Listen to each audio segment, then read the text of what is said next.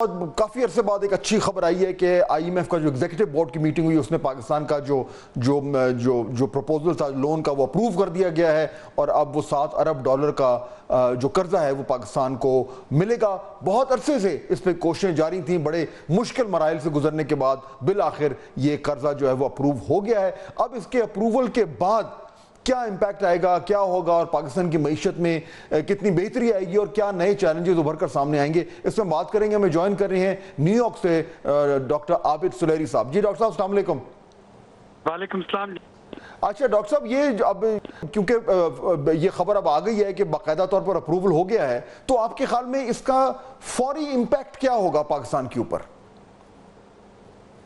دیکھیں، اگر آپ اس سوال کو الٹا دیکھیں کہ یہ اگر اپروو نہ ہوتا تو پھر کیا ہوتا، تو پاکستان کے جو پریشر بلڈ اپ ہوتا ڈالر کے مقابلے میں، روپیہ اپنی مزید قدر کھوتا اور جو پاکستان کی کریڈٹ ریٹنگ ہے دوست ممالک ہوں یا آپ کے انٹرنیشنل لینڈرز، وہ بڑے برے طریقے سے متاثر ہوتی۔ تو یہ پروگرام میں آنا، چاہے وہ $1 کے لیے آئیں یا $7 ارب کے لیے آئیں، یہ دو چیزیں اس کی پازیٹیو ہوتی ہیں کہ ایک تو پاکستان کی کرنسی جو ہے وہ مستحکم رہے گی اور دوسرا یہ کہ ہماری کریڈٹ ریٹنگ جو ہے وہ بہتر ہوگی۔ اور اس میں جو امپورٹنٹ چیلنج اس وقت ہے وہ یہ ہے کہ آئی ایم ایف میں جانے کے بعد جو آمدنی اور اخراجات میں توازن رکھنا ہے وہ حکومت کے لیے اور عوام کے لیے ایک میجر چیلنج بنے گا۔ ظاہر ہے کہ اگر اخراجات بڑھتے ہیں تو پھر ٹیکس بڑھانا پڑیں گے اور یہاں پہ حکومت کو بڑا سوچ سمجھ کے اپنے اخراجات کرنے ہوں گے۔ اچھا، اور یہ بھی دیکھنا ہوگا کہ ڈاکٹر صاحب یہ جو بات اس میں بار بار بات ہوتی ہے کہ جی پاکستان میں اکنامک سٹیبلٹی لانا بڑا ضروری ہے اور کئی مہینے سے جو ہے وہ ایک مشکل حالات سے ہم گزر رہے ہیں، تو یہ جو یہ اپروول ہوا ہے اس سے وہ میکرو اکنامک سٹیبلٹی لانے میں کیا مدد ملے گی اور وہ ہمیں کیسے نظر آئے گی اگر واقعی میں اس طریقے سے اس کا کوئی آؤٹ کم جو ہے وہ اس رخ جاتا ہے؟ تو دیکھیں، میکرو اکنامک اسٹیبلٹی کے لیے ہمارے پاس ریزروز کا ہونا ضروری ہے۔ فارن ریزروز کا $1 بلین کی پاکستان کو ملے گی اور اس کے بعد جو باقی کی ٹرانچز ہیں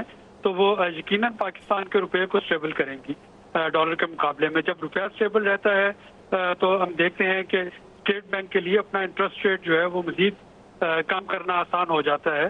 اور تیسری اور امپورٹنٹ چیز اس میں ہماری کریڈٹ ریٹنگ ہے۔ ہمیں معلوم ہے کہ اس سال بھی اور اگلے 3 سالوں میں ہر سال پاکستان کو تقریباً $25 بلین جو ہیں وہ ارینج کرنے ہوں گے ایکسٹرنل فنانسنگ میں، اور یہ ایکسٹرنل فنانسنگ تبھی پاسبل ہوتی ہے جب ہماری کریڈٹ ریٹنگ اچھی ہوگی۔ تو یہ وہ تمام عوامل ہیں جس کی وجہ سے آئی ایم ایف پروگرام میں جانا بہت ضروری ہے۔ اور بہت شکریہ، ایک اچھی خوشائند خبر ہے اور اس سے جس طرح کے ڈاکٹر صاحب بھی بات کر رہے تھے کہ سٹیبلٹی آئی ہے، اگر روپیہ ہمارا مستحکم رہتا ہے تو اوورآل پوری اکانومی میں اس کا امپیکٹ پڑتا ہے، اور اگر انٹرسٹ ریٹ مزید اسٹیٹ بینک کم کرتا ہے جس طرح کے ڈاکٹر صاحب ذکر کر رہے تھے تو اس سے بھی آہستہ آہستہ جو ہے وہ گروتھ جو ہے وہ ری انٹروڈیوس ہوگی۔